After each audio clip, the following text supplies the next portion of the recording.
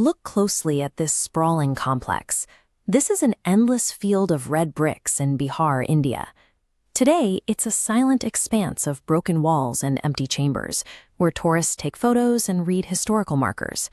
But beneath these quiet walkways lies the footprint of a colossal Mahavihara, a Buddhist monastery and residential center for advanced learning. For roughly 800 years, this was one of the most vibrant and active intellectual institutions on Earth. To understand what was lost here, we have to forget how information works today. There were no printing presses, no digital backups. A complex mathematical method or an astronomical record might exist as a single handwritten manuscript.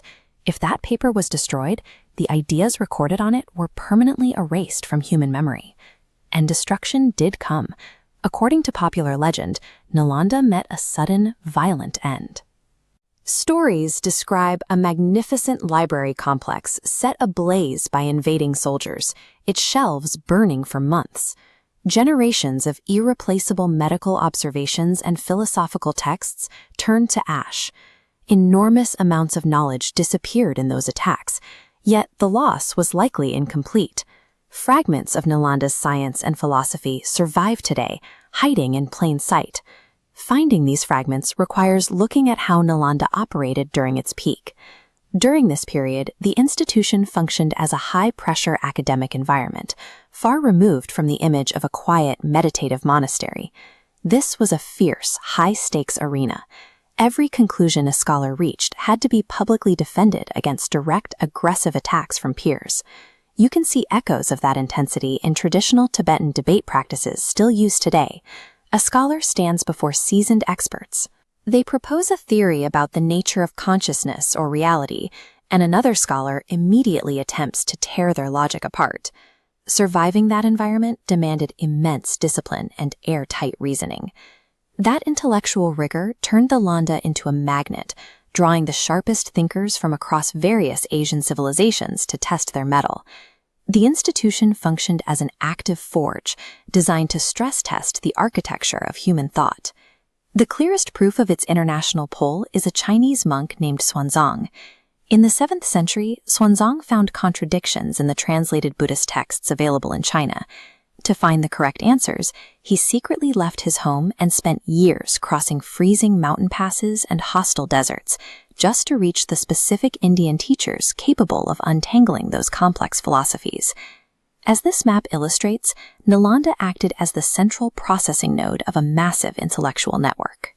Scholars like Xuanzang arrived, absorbed these rigorously tested ideas, and physically carried them across mountains and seas, back to places like Tibet, China, and Korea. Centuries later, the institution collapsed, and while the legend blames a single night of fire, the historical reality of its end is far more complicated.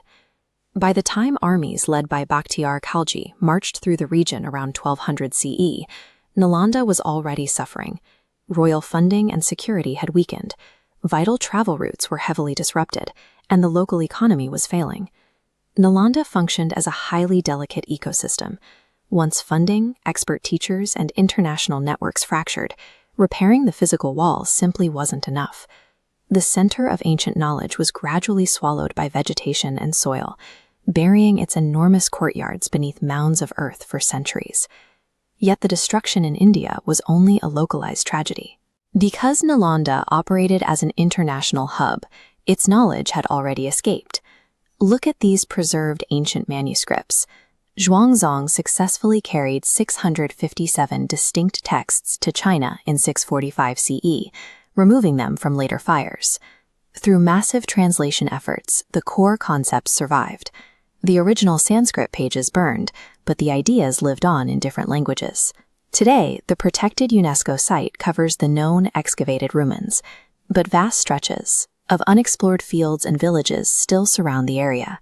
Physical fragments, seals, inscriptions, or hidden pages could easily remain untouched beneath the soil. The greatest defense human knowledge has against destruction is decentralization. The insights of Nalanda did not vanish into the wind.